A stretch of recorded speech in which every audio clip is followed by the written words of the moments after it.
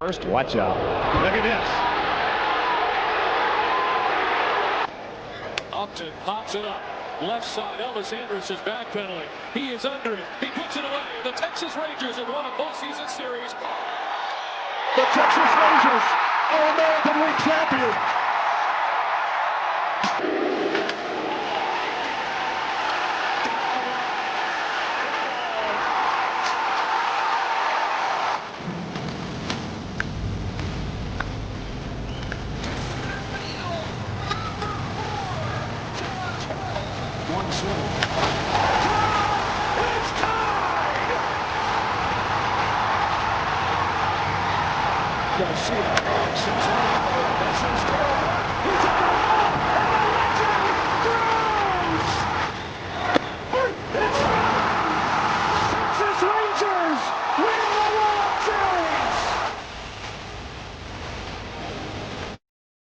Hi, and welcome to another edition of Right on Rangers Live, coming at you February 12th.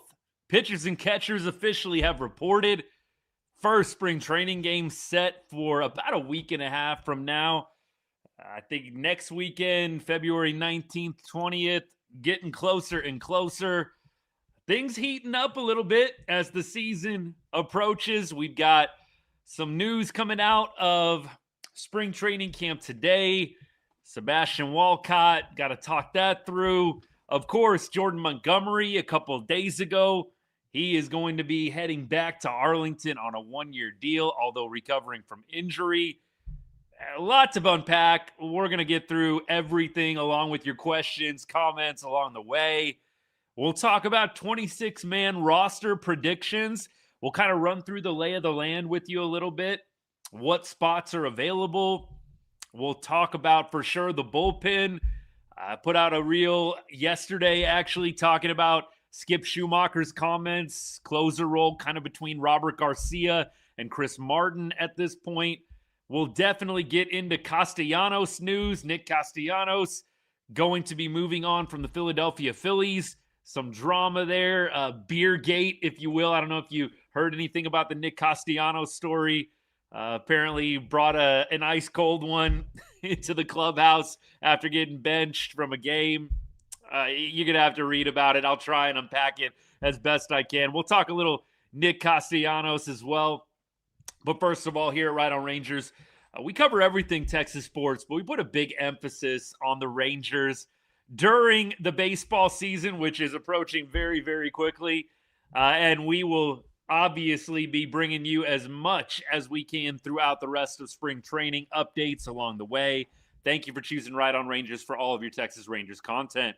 Let's get into it. Sebastian Walcott, news coming out of Surprise that Walcott is going to be having potentially season-ending elbow surgery, UCL.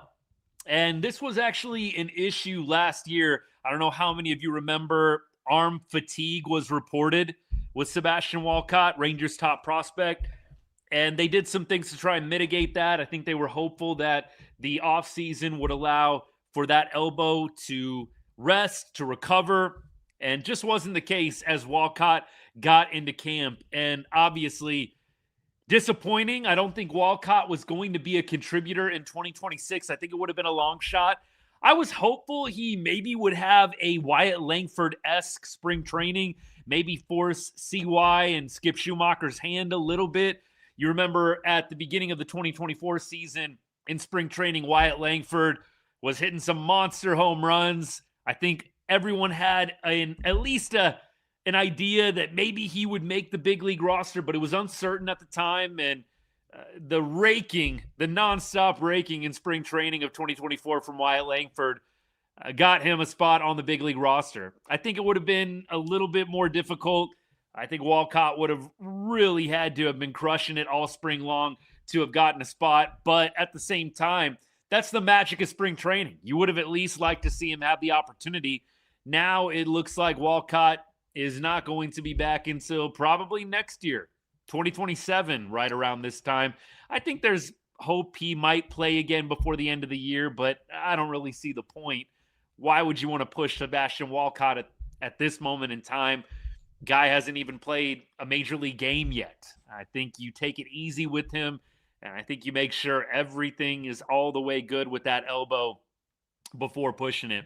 Disappointing, though. I think the Rangers now, you're in win now mode, right? And I don't know that the Rangers ever really considered trading Sebastian Walcott at any point. And I don't even know if that would have been a possibility this year. Let's say the Rangers are in a first place spot or they're in a playoff spot at the trade deadline. Would they have potentially kicked the tires on trading Walcott for a big name player to help boost them even more so towards a return to the playoffs or return to the World Series? I still think it probably would have been a case where Walcott was untouchable. But nevertheless, you lose that opportunity. And I think at this point, the Rangers farm system, you can definitely still offer a number of names that would be attractive to other teams. But Walcott on the shelf, you now have to resort to some lower tier prospects if you do make a big deadline move. I think Walcott, and I'm going to go to some comments here selectively, and then I'll try and backtrack a little bit. Big Tex, appreciate you, man. Thank you for all the comments. I think Walcott could get you a pretty big return. It might not be like 4 or 5 players, right? But we're talking about an all-star level player. I think if you did put Walcott on the market, and I know this is controversial. I know not all Rangers fans agree. You guys know where I stand. I'm not big time on hoarding prospects. Some people are. I'm not a big prospect hoarder guy. That's never been my shtick. I do like following the prospects. I definitely keep my ear to the ground when it comes to the minor league system, but I do not have any, I would say, misgivings about trading away prospects in order to improve a team that's trying to win a championship now. I do think that Walcott would get you an all-star type player on the trade market, maybe around, again, the end of July. I don't know where the Rangers are going to be at that point. Clearly, that is yet to be seen, but it kind of takes away the opportunity, right? You can still get a pretty big name player, I think, with some of the prospects that you have right now. But I at least like to have options open. I think that is the point of what I'm trying to say here is with Walcott injured, the option's totally gone. And maybe that's for the best. Maybe they're missing out on a big opportunity at the deadline. We will see. But nevertheless, I hope Walcott recovers well and that he's back in 2027 ready to go. Not sure he's going to be pushing the big leagues in 27 with this injury. We might be looking at 2028, maybe even 2029 before Walcott is a full-time starter. And the good news is, dude's young, 20 years old, man. I mean, it's really not any kind of pressure for him to get to the big leagues. I think you want to see him. You're excited to see him, but the guy's young. You do not need to rush this guy to the big leagues at this point. He's going to have a long major league career ahead of him. Yeah, that's true, Big Tex. I will say you do see it occasionally, right? I wonder what Mackenzie Gore was ranked when the Padres traded him to the Nationals for Juan Soto. I forget where he was ranked in the system. I think he was pretty high up there, to be honest with you. But I would be curious. How high was like a Mackenzie Gore rated at that time?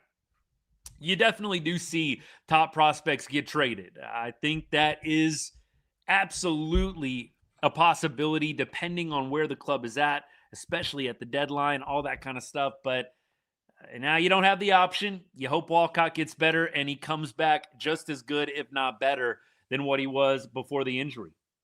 We keep on going. Appreciate all you guys. We are going to get through comments as much as we can. I've tried to hit up a few a little bit at this point. We'll keep on going. Feel like Cam Cauley needs to be ranked higher. Doesn't have to be top 100, but at least top 10 in the system. He's very underrated. We were actually kind of talking in the Discord a little bit when all the Walcott news broke. Kind of a big opportunity here for Cam Cauley, if you ask me. I mean, first of all, when you look at the Rangers bench right now, we're going to talk about 26-man roster projections and predictions in a little bit, but when you look at the Rangers bench, it doesn't blow you away. And I hate to be disrespectful. I don't mean to be disrespectful, but I mean, let's talk about the bench, right? You got Haggerty. I do think Haggerty is locked into a bench role. I don't see Haggerty losing a spot barring injury. I think he is set in stone. The other couple of bench spots available, you basically got Freeman, Hellman, Duran competing for the other bench spots, right? Freeman, Hellman, and Duran. Thank you for the gift, by the way, CJ. Appreciate you, man. I don't think any of those names at this moment in time are enough to go ahead and set them in stone. I think Cam Cauley, with a really, really good spring, maybe isn't making the opening day roster, but he's going to be a guy that they think about calling up at some point. And so with this Walcott injury, a guy like Cam Cauley absolutely, I think, becomes thrust into potentially a bigger role. I'm a Cam Cauley fan. Cody Freeman, who came on the show 3 or 4 weeks ago, he said Cam Cauley is a guy to look out for, kind of being slept on right now. I definitely have bought in. I've been doing my homework on Cam. He's absolutely made strides in his minor league career with the Rangers. And with the spring training invite, we'll see what he brings to the table. But this could be a door cracked open for him. And maybe we see him in Ranger red, white, and blue at some point this year. Let's talk a little Nick Castellanos. Nick Castellanos, Ethan, what's good, man? Appreciate you and appreciate the comment. I'm not at all in favor of the Rangers signing Nick Castellanos, and it has nothing to do with Nick Castellanos and some of the drama, beer gate, we'll call it. It has nothing to do with that. Nick Castellanos, if we could just melt everything away and melt everything down, Nick Castellanos is a bounce back candidate. And the Rangers have way too many of those already. I'm not interested in a Nick Castellanos bounce back cheap signing. I'm just not. We already have plenty of guys that are bounce back potential, bounce back candidates. Nick Castellanos was a sub 700 OPS hitter against lefties last year. Now, I understand he's over 800 for his career. This is a what have you done for me lately league. It is. And that's why so many of us were frustrated with some of the performances that we got last year from Adolis Garcia, from Jonah Heim, even from Josh Young, who's still on the team, clearly. I don't think that the Rangers have any room for any more bounce back candidates. You want to go out and get a guy that actually had a good year last year against lefties? Great. I have no interest in signing Nick Castellanos to a minor league contract or to a major league deal. I don't want a guy that really can only DH at this point. No errors last year from Nick Castellanos, but the defense is not good. He's an outfielder. I don't think you have a lot of versatility there. And I'm just not a fan of the Rangers going out and getting another guy that had a bad year last year and hopefully, crossing your fingers, is going to turn it around this year. So for me, I would like to see the Rangers go elsewhere if they are going to go outside, if they're going to go external. If y'all want to be pumped about a potential Nick Castellanos Texas Rangers signing, you go for it. I'm not going to join you. If he does happen to get signed by Texas, clearly I'll be cheering for him and I'll be wishing for the best. But from the outside looking in, I have no interest in signing the guy. We've got plenty of other outfielders that I would rather give spot to, rather give time to. I'd rather Alejandro Osuna get time over Nick Castellanos. At this point, I'd rather Cody Freeman get time in the outfield over signing a guy like Nick Castellanos. No more bounce back candidates, please. We've got enough from the pitching side of things. We have some of our own guys on offense that are trying to bounce back this year. Don't want to see Nick Castellanos come into the fold. Sorry. I'd rather see Justin Turner, a guy like Justin Turner over Nick Castellanos. Turner was 760-ish against lefties last year, can play a little infield. Also a veteran presence, veteran leader, no drama. I don't want to say best friends, but really good friends with Corey Seager. Obviously played with Jock Peterson. I'd rather see a Justin Turner signing than a Nick Castellanos signing. That's all I got on Nick. You guys let me know what you think. I will absolutely be checking comments throughout the show. We still got a lot more to talk about, and it's good to be hanging with you guys.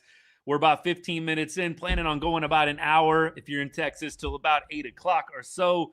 I'm out in Vegas, by the way, for all of y'all that don't know. Grew up in Arlington, went to Arlington High, And look, been in Vegas for about 15 years. I love it out here. Miss Texas.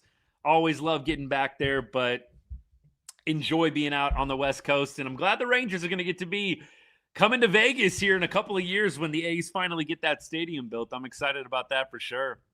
Let me keep going. Appreciate all you guys. TikTok, what do you got for me? Appreciate all y'all hanging out. Still need bats. I think that the Rangers are done adding any kind of notable bat. Could they sign, a Justin Turner type, a Nick Castellanos type? Yes, I think that is a potential move, but I see the Rangers more or less being done offensively. And even from the pitching side, they signed Jordan Montgomery. I think that's worth talking about. I think that is one of the more important moves of the offseason. I know a lot of people like the Nimmo trade, like the Gore trade. For me, you had a pitcher like Monty, a playoff legend from 2023, a veteran, a dog. I like that signing a lot for some of the off-the-field stuff. The more the Rangers can fortify this locker room with solid veterans that have been there, done that, I'm totally for it. And so even though Montgomery is not going to be pitching probably until summertime, I think it's a great move. I know a lot of people say, they should have done it 2 years ago. I disagree.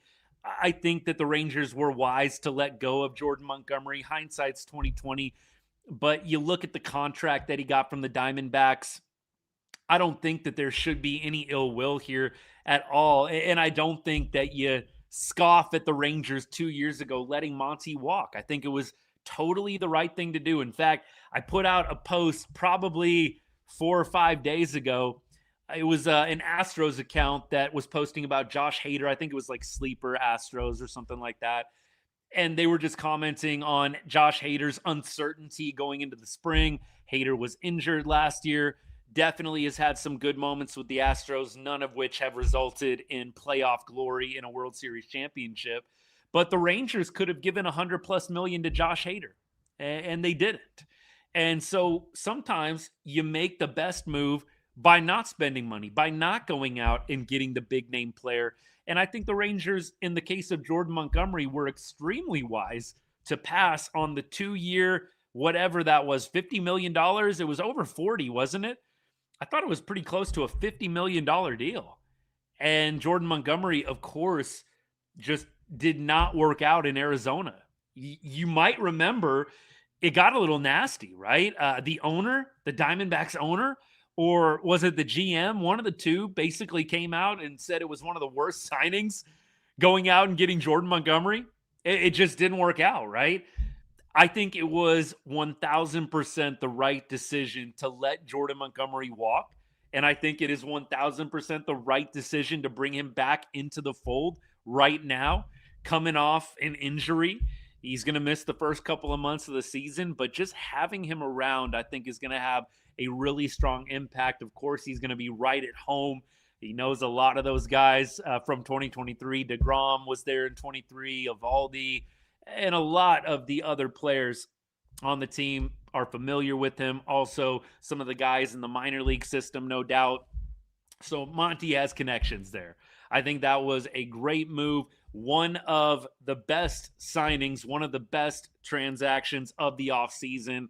And that's not hyperbole. I know this guy isn't maybe going to be an ace, but at the same time, I think Montgomery is going to make a difference with some of the intangibles, with some of the off-the-field clubhouse stuff. And I'm looking forward to seeing him take the mound once again in Arlington. Man, that's going to be some ovation. That's a game you would love to be at. The Jordan Montgomery game where he comes back for the first time at Globe Life Field. I can't wait to see that. I don't think I'm going to be able to catch it in person. I am going to love seeing that on TV whenever the moment happens. Whenever it happens. We keep on going. The Montgomery signing signals a little bit on where Rocker might be. It's also great injury support. I don't read too much into the Montgomery signing when it comes to other players on the team. TLC, appreciate you, man. Great to see you as always. I'm not doing a lot of reading into, Rocker and where he's at. I think CY is notorious. Maybe not notorious. That's not the best word. I think he's very well known for acquiring a lot of pitcher depth. So I see this more as injury protection I see Monty as a bit of insurance. If you've got one of the young guys not working out, if you have Evaldi or you have DeGrom struggling with fatigue or injury, you've got a guy that can get you through the dog days of summer. And that is when Patrick Corbin, I'm seeing one of the other comments here. That is when Jordan Montgomery is projected back, right? Dog days of summer, baby. So I think that it's less about Rocker or Leiter or any of these young guys, Latz. I think it's more about let's just get as much depth as possible because we know how this goes. And we do have guys in this rotation that are older. And, Evo, I don't want to call Evo injury prone, but he has struggled with injury each of the last 3 years. He's going to probably be on the IL at some point. You do have young guys that can step up. You've got Latz. You've got Cody Bradford, who's going to be back. But I just think at this point, CY is just trying to stock up on arms as much as possible. You never know what's going to happen. There were times last year, you probably remember, there were times last year where the Rangers were kind of looking around. Who's going to take the ball, right? You had Evo down. You had Rocker, who was struggling, and then he was hurt. You had Cody Bradford go down in spring training. He wasn't able to pitch it all last year, and you're kind of looking around. What are we going to do? They got lucky with Patrick Corbin and Uncle Ted. I said many times I was okay with a Patrick Corbin reunion. I don't think it's going to happen anymore. But for me, I think that getting more arms, getting that depth is outstanding. Absolutely. Jack, good to see you, man. I wish it was that glamorous, but I assure you, it's a little more boring than that, my guy. But thank you for the comment, man. I appreciate you. Love Monty. Can't believe you didn't get like 7 to 8 million. Ethan, I think 7 to 8 for Montgomery when he hasn't really pitched the last 2 years. He definitely pitched a little bit and was getting shelled. I don't think he is at all below or the market for him. I think that maybe you could have argued 3 or 4 million, but the 1.25 prove it deal, I don't know. Maybe he took a little bit of a hometown discount, but I don't see that as like some massive underpay. Montgomery hasn't pitched, and he hasn't pitched well since the World Series. I don't think it is like out of left field that this guy's only making $1.25 million. I do think it's a nice deal. Maybe a little hometown discount, but I don't think 7 or 8 million was ever really a possibility. Keep on going. Appreciate all you guys. Matt, what's up, man? Monty is always welcome. Yes, huge part of the World Series title. Obviously, 2023 ALCS was kind of Monty's time to shine. Got hit around a little bit against the Diamondbacks, but the mark had already been made. I pitched outstanding in the wild card round against the Rays. Also was a legend against the Astros.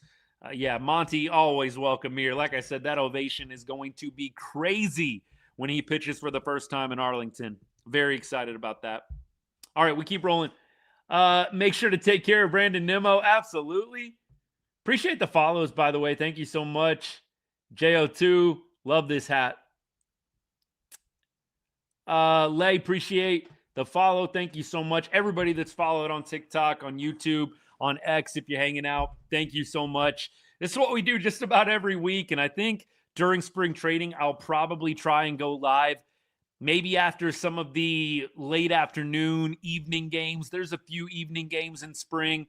Clearly, I got a day job. A lot of y'all do too. It's going to be tough doing lives after some of the early games, but, something big happens, or if there's a night game, I think it'd be fun to hop on the live. I'll still do my weekly show throughout spring training, but maybe we'll add in a couple of other ones as well.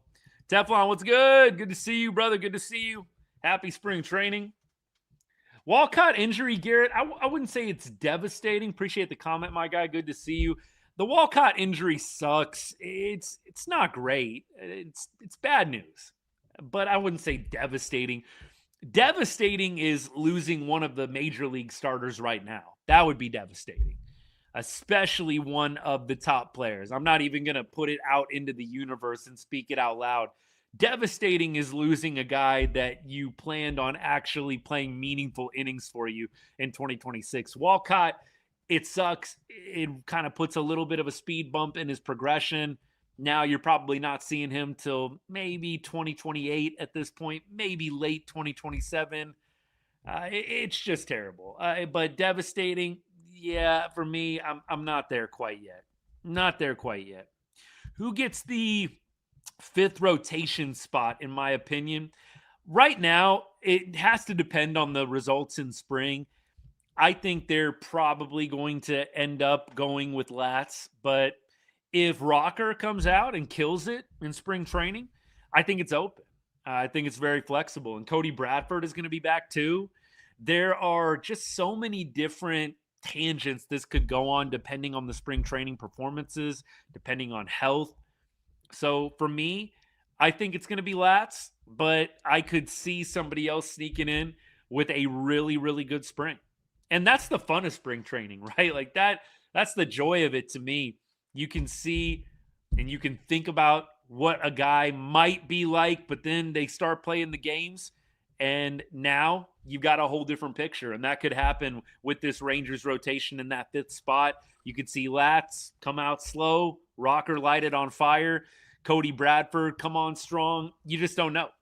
So for me, I like Lats based on last year. Lats was very solid in starts, in relief appearances. I think Lats really took a major step last year, a lot like Jack Leiter did. So I think based on last year, it should be Lats's job to lose. I could see Kumar Rocker. I could see Cody Bradford. I think, in fact, Cody Bradford, when he is fully healthy, feels like everything I've heard is they are going to try to slot him back in the rotation. Maybe somebody gives them a reason to think twice. We'll see what happens.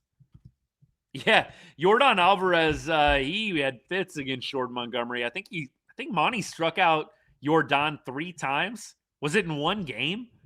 It was something ridiculous. Seriously. Keep going. Appreciate you guys. Rangers need to add a bat. Joel, I don't think they're going to. It might be a guy, like Justin Turner. It might be a guy like Nick Castellanos. I'd be more of a fan of a Justin Turner signing than Nick Castellanos, but I don't think it's going to be anybody of note. I really don't. Jake says, I'll be checking in on my boy Nimmo more often. Absolutely. Absolutely. That would be ideal with Brandon Nimmo coming over to the Rangers, him being the guy that he was during the peak years in New York. I think last year, 25 bombs, 92 RBI. And, the consensus on last year for Nimmo is kind of like he had a down year. I mean, 25 bombs, 92 RBI. I don't know, but I was talking with some Mets fans after the trade. A lot of Mets fans love Nimmo, but some were telling me, yeah, he's declining. Like, you know what? We'll take 25 bombs and 92 RBI. Trust me, that's not a decline in Rangerland. 25 bombs, 92 RBI, we'll take it. We will take that.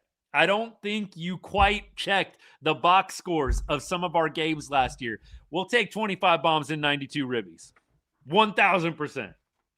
Did I see that Wyatt might make Team USA? Any truth to this? Yes, they are mulling over some replacements. I think Wyatt, of the 5 replacement possibilities, you had Anthony from the Red Sox, and then you had Wyatt. I felt like those 2 guys were kind of the tops.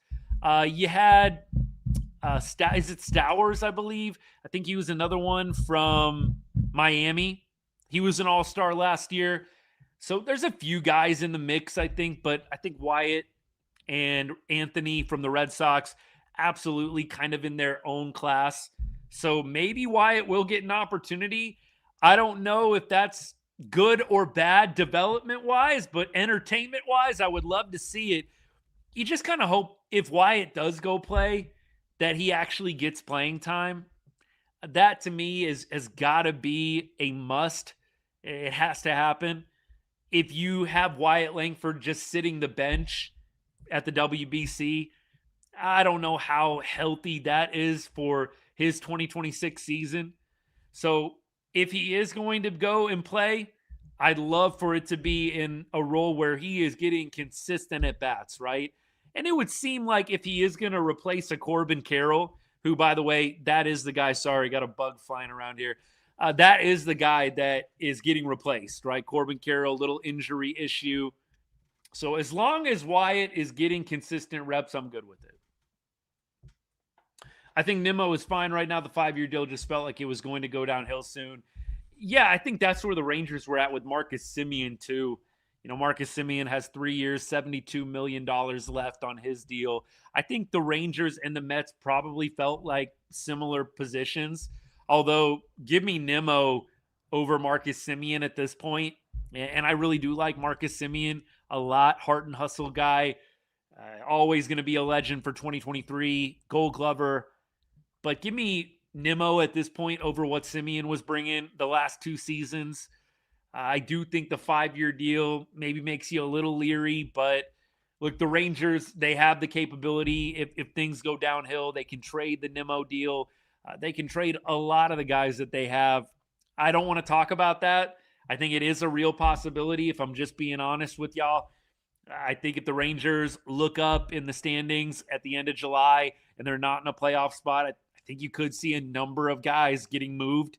I don't even want to think about that too much, but you probably will see the Rangers doing a bit of a fire sale if they are not in playoff contention at the end of July. Don't want to go there, but I think that is a real possibility. Any word on the catcher situation? Yeah, I think that it's going to be Higgy and Jansen is going to be the backup. I think that is where we're at right now. Brian, good to see you, man, as always. I really feel that the Rangers didn't upgrade that much at catcher. I put out a reel probably about 2 months ago, and I just said in so many words, like, let's not gas up mediocrity. Danny Jansen is not a bad catcher. He's not bad. But you had some people, I feel like, getting on and pumping up the Jansen signing, like we just got Cal Raleigh. And I just don't feel like it's anywhere close to that. I know that there's a lot of you that agree with me. I don't think the Jansen signing was bad. I just don't think it really moves the needle that much. You're getting, I think, about the same defense, if not a little worse, from Danny Jansen than you had with Heim. Neither one can throw out base runners. Framing is going to be less and less important this year with ABS coming into the fold. Danny Jansen definitely hit better than Jonah Heim did the last 2 years. And that, I think, is the solace you take away. But let's not pretend like Danny Jansen tears the cover off the baseball. So for me, I do think right now the catching, at least 1-2, is set. Higgy and then Jansen.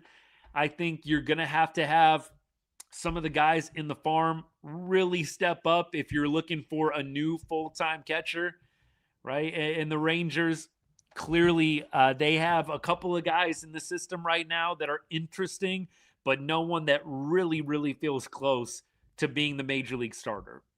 So that's where we're at with the catching. We keep on going. I don't think we did have a 25 home run hitter last year, by the way. We're talking about Nimmo. Nimmo went 25 bombs, 92 RBI. I don't think we had anybody at 25.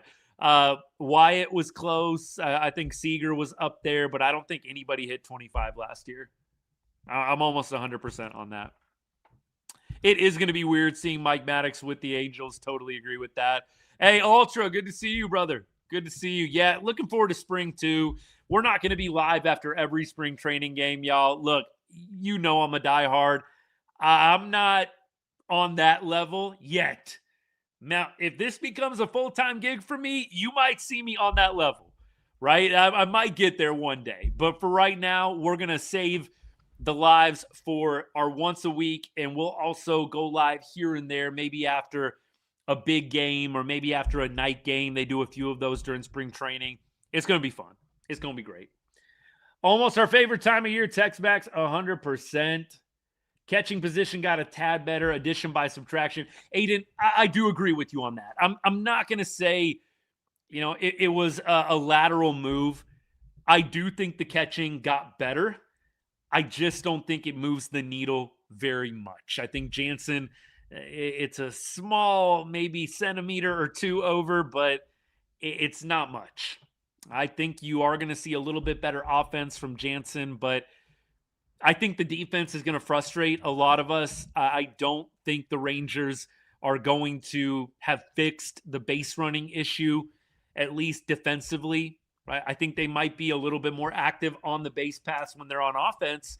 But I think Rangers fans, I think we're going to be frustrated again with the throwing out base runners, with the free base every time a guy reaches first. I think it is going to be a recurring issue. And that is no shade. I think that is just fair looking at the facts, which is you go to Baseball Savant, you see where both catchers are ranked when it comes to preventing steals. It's not good. You look at their percentages compared to other people in the league. It's also not good. Each one of them, Higgy and Jansen, can swing the bat pretty well. I do think we're going to be frustrated when it comes to the defensive side of things. I'm just trying to let y'all down easy on that one. It was something that we talked about a lot, ad nauseum here on the show. Anytime a guy reaches first base, might as well be on second. That's how it felt last year. And I think we are going to feel that a little bit this year too. Maybe the Rangers pitchers help mitigate it a little bit. We do have a couple of guys that are very, very good. Mackenzie Gore is one of them.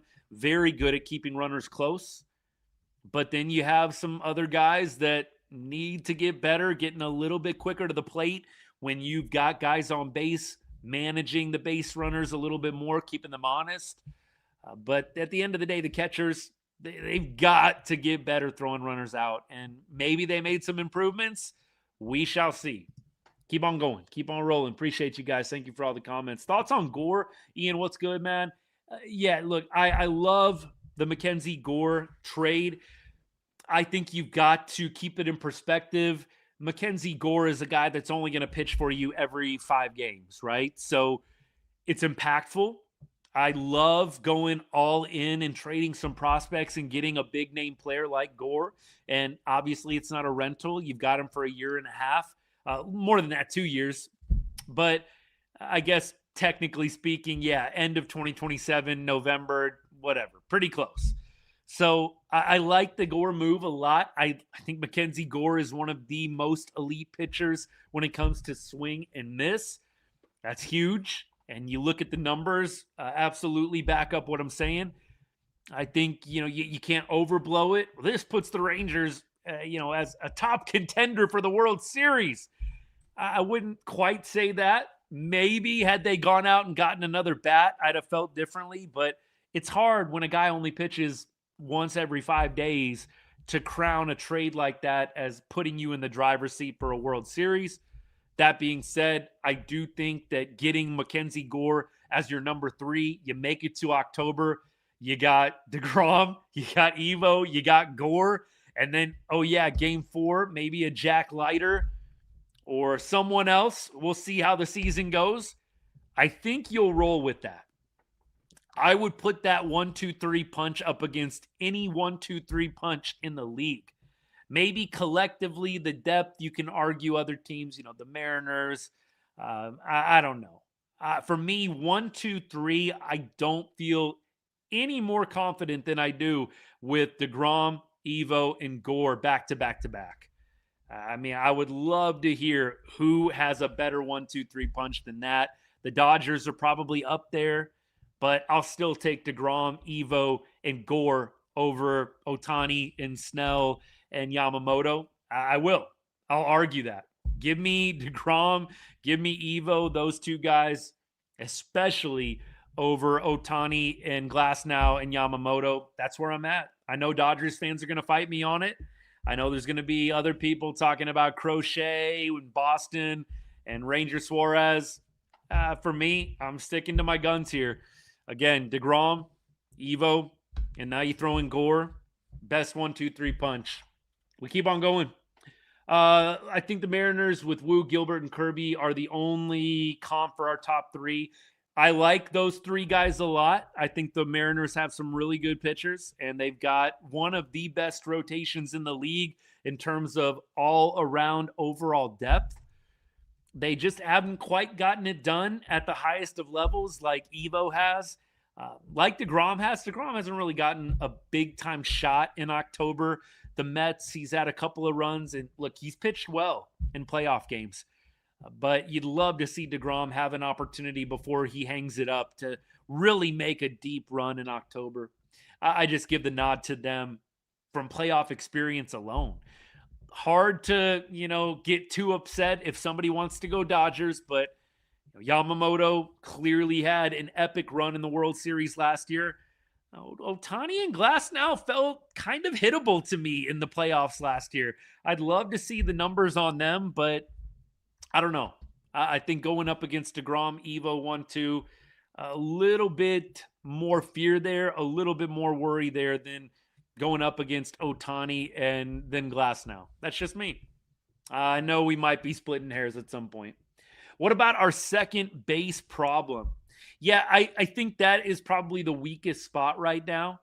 I think that you've got Josh Smith, who has started out really hot at the beginning of 24 and 25. You've also got Cody Freeman, who has shown you that he can be a bit of a spark plug. We love Cody Freeman here at Right on Rangers. And then you've got Sam Haggerty, who has played some second base, some infield in the past. You've got a number of names that could fit into that spot, but I really don't feel like you have anyone who is a bona fide, just has to be the starter. I think you could go a number of different directions. And I think at certain points over the last 2 years, I would have felt a lot more strongly about Josh Smith, but 2 years in a row now, really fading hard in the second half.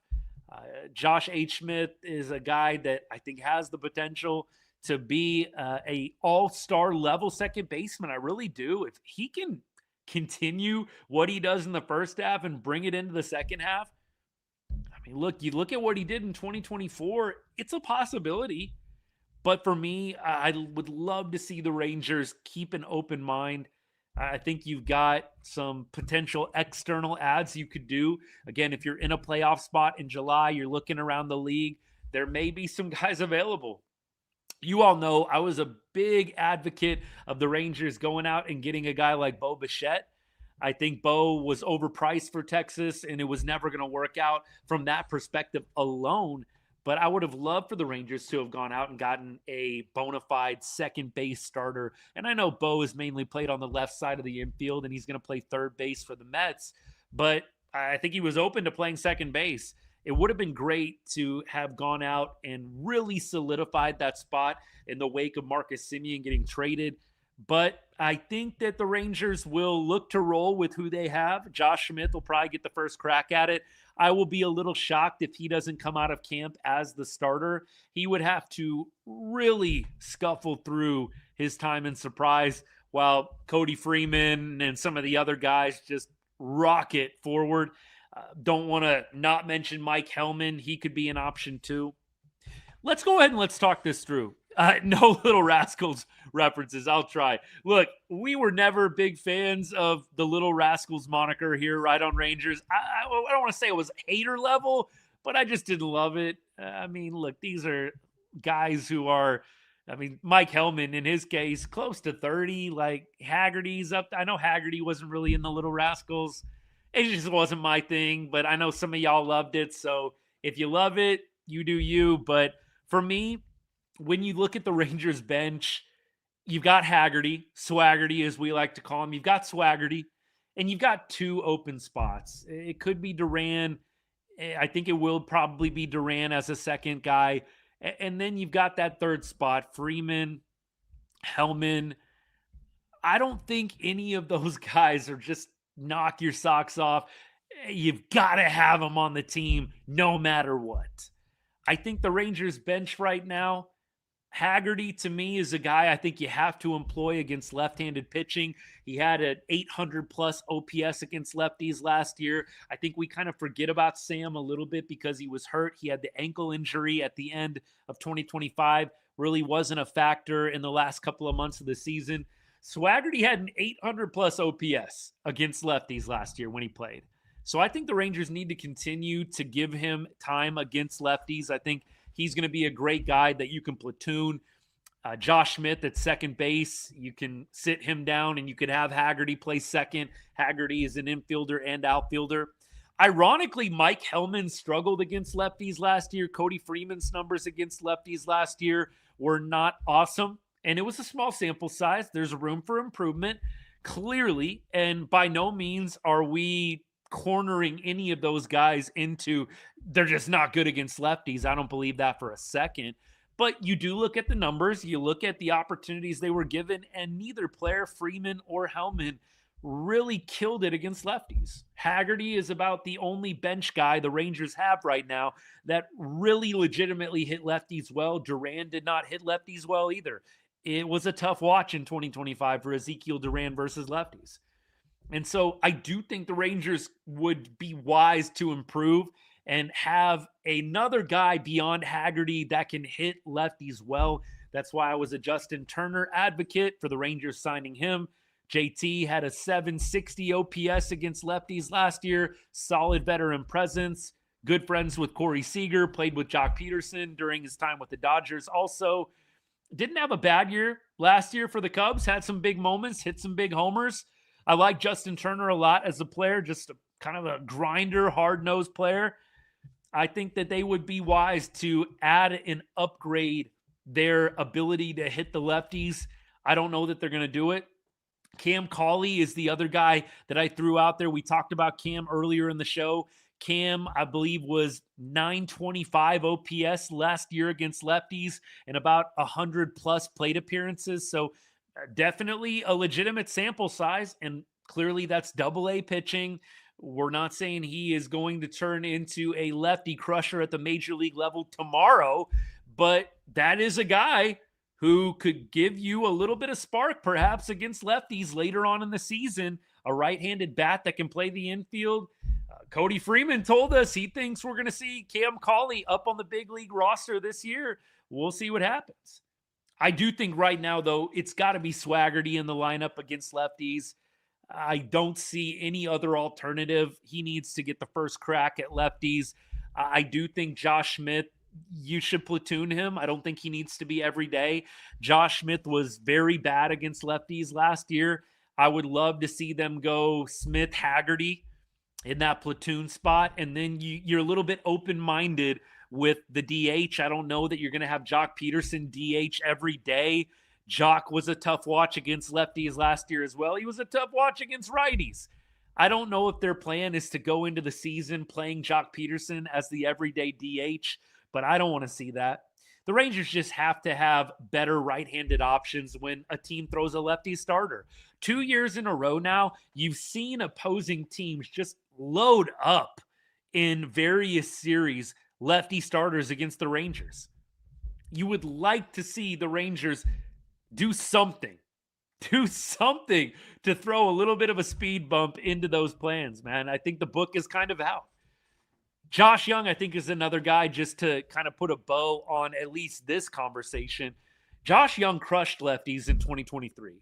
It's been a little bit of hit or miss since then. You'd love to see Josh Young be able to step up into the cleanup role against lefties, maybe even the three-hole. I would love to see Josh Young get back to 2023 form. Dude was hitting like mid-300s against lefties in 2023. It was outstanding. And it's kind of hit a little bit of a bump in the road with some of the injuries, but that's another guy you really would like to see get back to form when a team throws a lefty starter out there. Keep on going. I think he will. Pat, good to see you, buddy. Love you, man. Thanks for hanging. I think Swaggerty's always going to bring that attitude, man. Mike, what's up? Appreciate you. Good to see you too, brother. Nothing against Sam Haggerty. I like him, but his career has been booty. Not expecting much. Look, I don't think Haggerty is going to, become elite out of nowhere. I just think he's a solid option against lefties, and I think he's one of the best options on the bench that you got. I know we like Mike Hellman. I know that we like Cody Freeman. We love Cody Freeman here on the show, but I just don't know that either one of those guys showed you enough in 2025 to just give them the job. Haggerty, I think, gets the first crack, and then after that, you see where the chips fall.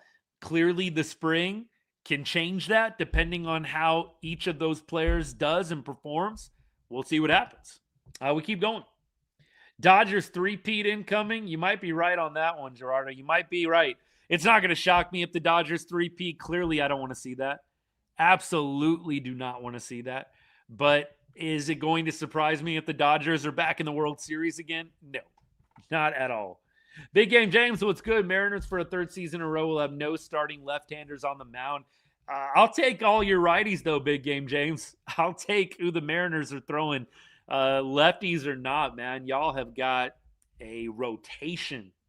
The Mariners just overall, right? We're not matching up 1, 2, 3 like we were doing earlier. Just overall, Mariners, absolutely one of the best rotations in baseball. I don't think that's even arguable. Should the Rangers trade Josh Young? I think if you were going to, you would have done it already. I think that they should have been listening on Josh Young, just like you should probably listen on just about every player. You know, teams were checking in on Corey Seager. You listen. But at the end of the day, Seager definitely on a different level than Josh Young.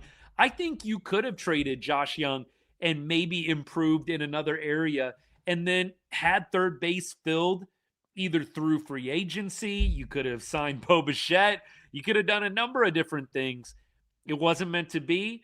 They really feel like Josh Young is a bounce back candidate. And I don't blame him. I think he is. I think you saw him win in 2023 and have a great year doing it. You saw him be an all-star starter. And I think that the pedigree and the potential is there with Josh. Don't know if it's all going to come to fruition in 26, but I can understand why the Rangers did not want to give up on Josh.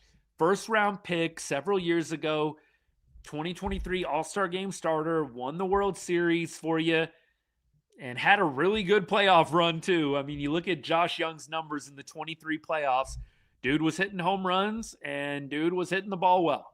So I get it. I think if you were going to trade Josh Young, you probably should have done it already. If he does not have a good year this year, I'll be very curious to see how they handle it. Do they send him back down, try and get the stock back up? Josh Young is definitely a guy I think that is not getting a super long amount of runway after the last 2 seasons that he's had. I know one of them was marred with injury. I just don't see Josh Young getting infinite runway here. I know Skip Schumacher has talked a lot about him, really wants to see Josh Young do well, and I think we all do. Why would you not want to see these guys perform at the highest level and have a ton of success? That is never something I subscribe to. I know that there are some fans out there don't really like certain guys, almost root for them to fail. I'm like, dude, if they're failing, the Rangers aren't doing well in most cases. So I hope Josh Young has a monster season, but if he doesn't, and 24 and 25 bleeds over into 26, it's going to be very interesting what they do and the strategy that they employ to keep his value from plummeting. So maybe he is potentially attractive in a trade for another team. Let's keep on rolling. Ethan, these would all be career highs. I got to be honest, I cannot see it. I think if Josh Young cracks 25 bombs, that's going to be huge. I think he'll crack 20. I would probably say he's going to be closer to 2075. If he goes 29-89, Ethan, we're in the playoffs and probably sitting pretty. So I would love to eat crow on this. Would love to eat crow on this. Keep on going. Let me see. Oh, y'all are talking about the TV stuff. Yeah, MLB is just getting weird. Like, for any new subscriber now, you got to buy ESPN Unlimited, and then you got to buy MLB. If you're an MLB TV recurring subscriber, you don't have to worry about that. But it just gets weirder and weirder, y'all. I don't want to go off on a blackout rant. Y'all know how I feel about this. Living in Las Vegas, man, there are like 6 teams, I want to say, 5 or 6 that I get blacked out from. I can't watch Diamondbacks games. I cannot watch Padres games. I cannot watch Angels games. I cannot watch Dodgers games. I cannot watch A's games. I cannot watch, Giants games. And for a time, they blocked out Rockies games too. It's like 6 or 7, and I'm not even trying to do the meme right now. It's like 6 or 7 different teams, man. Thank goodness for VPN, am I right? Jeez. We keep on rolling.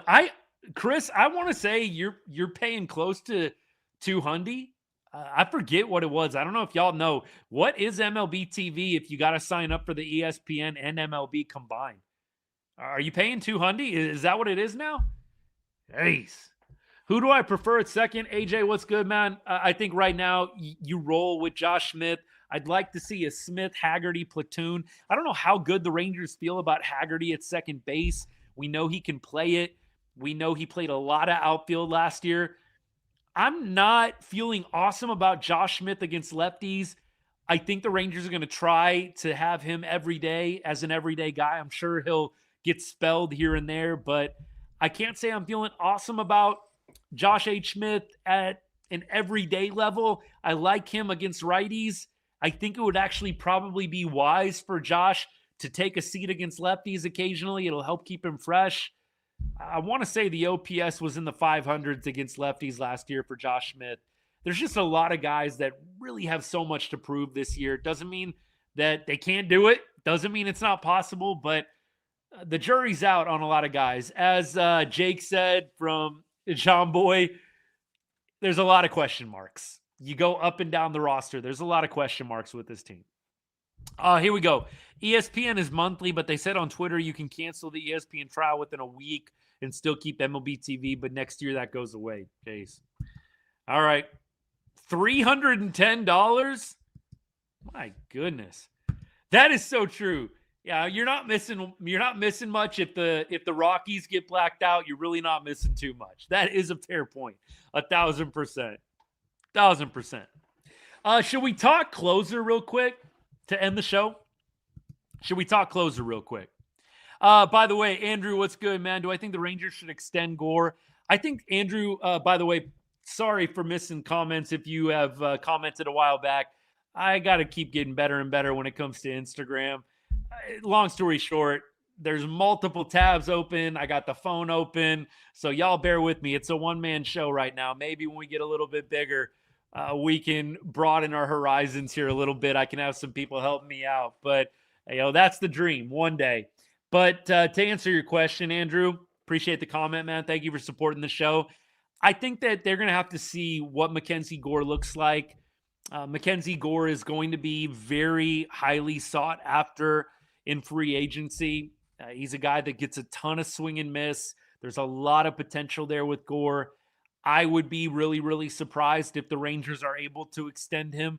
I think he's probably going to be a guy that goes to free agency. A lot of guys want to get to free agency, right? It really does take a special player to just forego free agency, a guy that really wants to be with a team for a long time. The other thing about Gore is he's a Boris guy. Boris guys do not go to extension. They usually go to free agency, right? Langford is not a Boris guy, though. Ethan, I don't know where you're getting that, buddy. Langford is not a Boris guy. So there's a potential for Langford. Mackenzie Gore, though, is a Boris guy. I don't think he is going to get extended. Boris likes to get every guy to free agency. Joey Gallo was a Boris guy.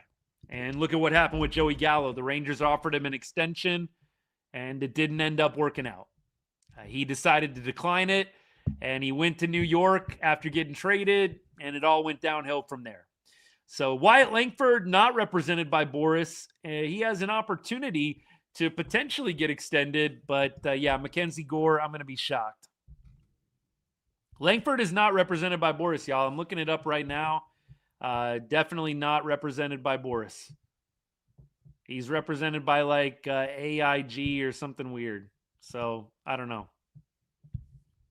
I'm not seeing the Boris stuff. Y'all let me know. Maybe I'm whiffing. Maybe Google's failing me, but from everything I'm seeing, I don't think he's a Boris guy. We'll see. Cole Winn for closer. It says Wyatt is represented by the Wasserman Agency for his baseball talent representation. I mean, this is, again, Google AI, so take it with a grain of salt. All right. Closer. Let's talk about it. So Robert Garcia, Chris Martin, the two guys that are kind of going neck and neck at this point. And I think a lot of us get a little bit of indigestion. I know I do when you're talking about Robert Garcia in the closer role. Look, Robert Garcia was, I don't want to say elite, but he was above average against lefties last year. You had very high strikeout, very low walk totals. Whenever RG would have to face righties, the walks went up, and it just got uncomfortable really, really quick. I think the Rangers would be really wise to employ Robert Garcia in a 7th, 8th inning, high leverage, lefty heavy role. If you've got a string of lefties coming up, it's the 7th, 8th inning, games on the line. I feel very comfortable employing Robert Garcia. I think Robert Garcia has gotten a bad rap as just overall a not clutch player. I think if you put him in the right situations, he was very good, and he can be very good and continue to be successful. I think the closer role last year was a little bit too much for him early on. Maybe, a la Jason Kidd running Cooper Flagg at point guard for the first several games of Cooper Flagg's career. Maybe Garcia's time as closer in one of his first full seasons in the bigs. I know he pitched at the big league level for Washington as well. Maybe that is going to help his development. I would like to see RG in a role where he's matching up against lefties late. I think that would be preferred. You watched the highlights last year, or lowlights, we'll call them, of RG getting into trouble. It's against guys like Paredes from the Astros, Randy Arozarena, right, from the Mariners. Those are the guys that were hitting the home runs off of him. They're all right-handed. I know he gave up a walk-off bomb to J.P. Crawford in Seattle. There were a couple of other weird, just dumb moments. I think we remember the meltdown Robert Garcia had in Tampa Bay, whatever, St. Petersburg, wherever the heck they're playing now. I just want to see RG high leverage, lefty heavy. I think that would be a very wise move. Chris Martin, clearly we're all concerned about the injuries, and I get it. Supposedly he is feeling good and ready to compete for that role. Chris Martin, this is kind of crazy. I know that we're going to get a little bit nerdy here, but I think y'all will appreciate this stat on Chris Martin. So when you're talking about chase percentage, essentially, how often does a pitcher get hitters to swing at pitches outside of the zone? Chris Martin has a better chase percentage than Tarek Skubal. He had a better chase percentage in 2025 than Paul Skeens. Chris Martin had a better chase percentage in 2025 than our very own Jacob deGrom. Chris Martin is also a low walk guy. I think the walk rate was below 5%. Martin is a guy that you want as a closer. He misses bats. He doesn't walk people. The only thing that he doesn't do, or that he didn't do for us last year very well, is stay healthy. If Martin is healthy, he 1,000% should be the closer. It's not even a question. The guy causes more swings and misses outside the zone than Tarek Skubal and Paul Skeens. And he doesn't walk people. There's no question it should be Martin in the closer role. You can poo-poo it all you want because of the injuries, but if you're just looking at the type of pitcher Chris Martin is, there's no question it should be him. I know some of y'all like Cole Winn. I love Cole Winn. I think he's a great guy. I love the story. I love the progression. I love the step he took last year. I think Cole Winn has to show you that he can command the zone better in spring training. The walks are a little bit of an issue. You don't want to be double play dependent in the 9th inning. You want a guy that doesn't allow any base runners, if possible, in the 9th inning. And you need a guy with elite swing and miss. I think Cole Winn has the pedigree. I think he has the stuff. He has the high 90s fastball. Cole Winn has the splitty. He's got a number of pitches in the arsenal that you like, but I'd like Cole Winn to be another high leverage guy. I'd like Cole Winn to be your 7th, 8th high leverage guy along with Robert Garcia to bridge it to the 9th where you got Chris Martin waiting in the wings. That to me would be the play. We'll see what ends up happening. I think that Chris Martin just has to stay healthy. That is the only thing that's going to hold him back. For me, it's Chris Martin as your closer in the 9th inning, followed by maybe Cole Winn. I am just not a Robert Garcia advocate when it comes to closer duties. Disagree, agree. That's where I'm at with it. Gore WAR was higher than deGrom. Gore, elite at swing and miss for sure. And we know that Gore has a very high ceiling. I'm really looking forward to watching him pitch in Ranger red, white, and blue this year. Cole Wynn's trying to win more, Pat. I think he took a good step last year. We'll see if Cole Wynn keeps winning in 2026. He did have some weird, Martin did have some just weird elbow stuff, man. You really hope that that's smoothed out a little bit. We already debated this on X. I don't see Martin being able to carry the load of a full-time closer, a million years old. Yeah, I don't think he's going to be doing back-to-back-to-backs. The Rangers had Chris Martin throwing like 3 days in a row a couple different times. I don't think they're going to do that again. I think he might do some back-to-backs. Mike, what I did say, which I don't know if you caught this or not, was it would help. It would really help if the Rangers could somehow figure out a way offensively to not be in 9 million one-run games next year or this year. Could we be up 6-2? Could we be up 8-3 at the 9th inning? Do we have to play in 1-run, 2-run ball games every single night? That would be nice. It might help a little bit. I think if the Rangers offense can get us playing less close games, that would help the bullpen a lot. Bullpen and pitching just totally carried the entire squad last year. And it's frustrating even thinking about what the Rangers' record would have been if they were even mediocre offensively. The Rangers offense has to figure out a way to take some stress off the bullpen this year. We've got to stop playing in all of these 1-run, 2-run games behind or ahead. It killed the bullpen by the time we got to August, September. And it's a big reason why guys like Hobie Milner did not have a strong finish to the year. Gonna miss Hobie, by the way, pitching for the Cubs now, as is a couple of other guys. Brandon Webb, isn't he a Cubs guy now too? Cubs decided to gobble up all of our free agent pitchers from the bullpen, I guess. But I think the Rangers offense has got a lot of burden this year. It's their turn to come through and take a little bit of stress off the pitching. We keep going. Oh, yeah, James.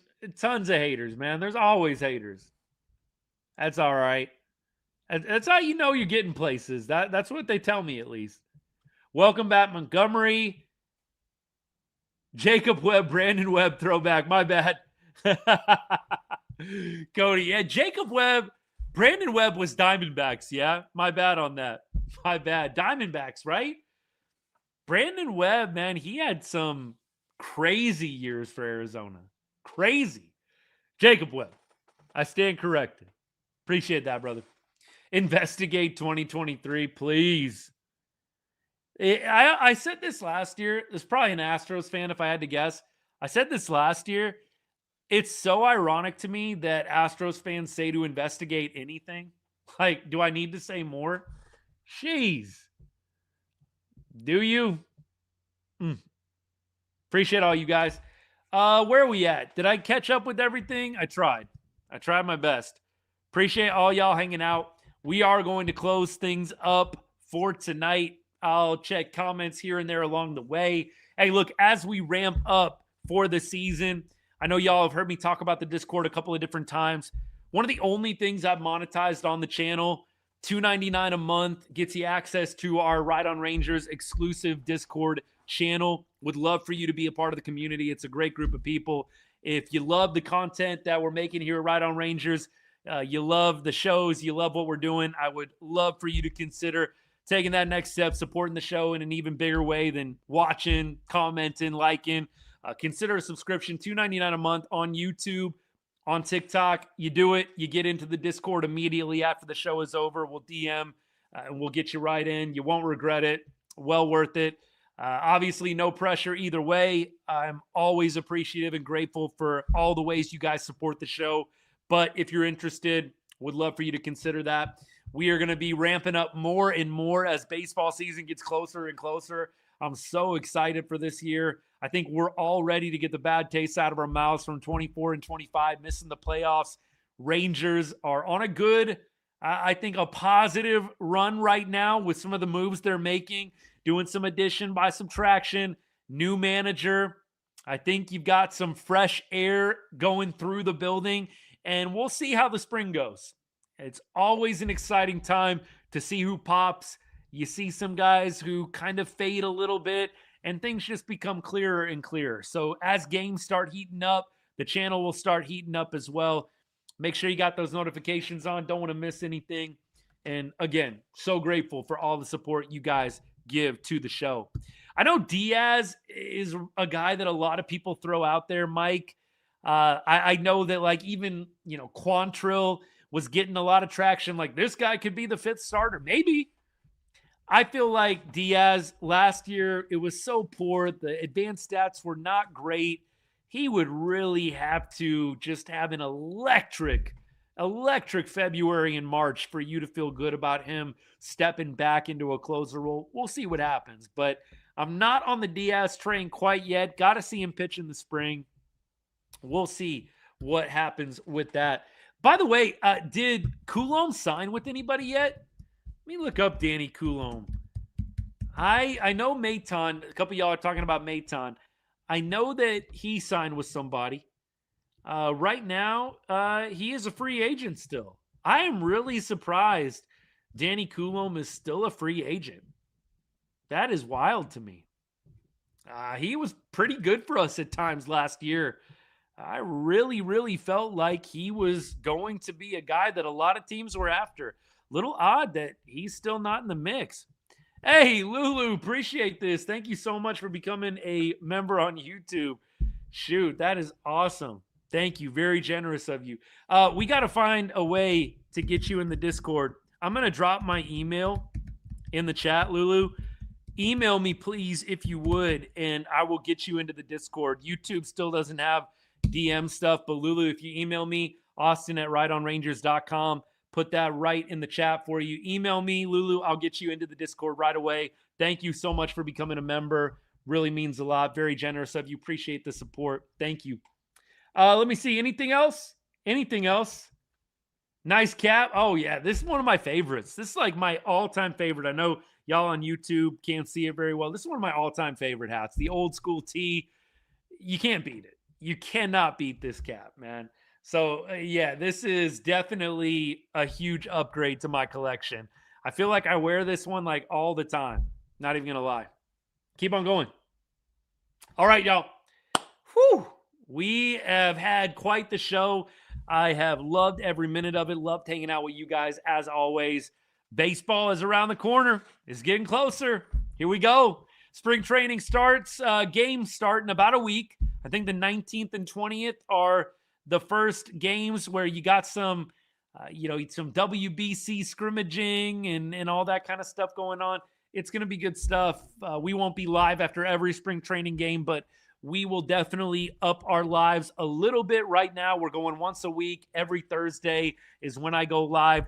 But I am also going to be doing select spring training game lives as well, depending on the time of day. Most of the games are, noon, 1 o'clock.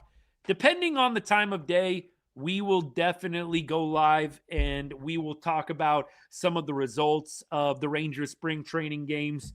Maybe 1 or 2 a week, something light.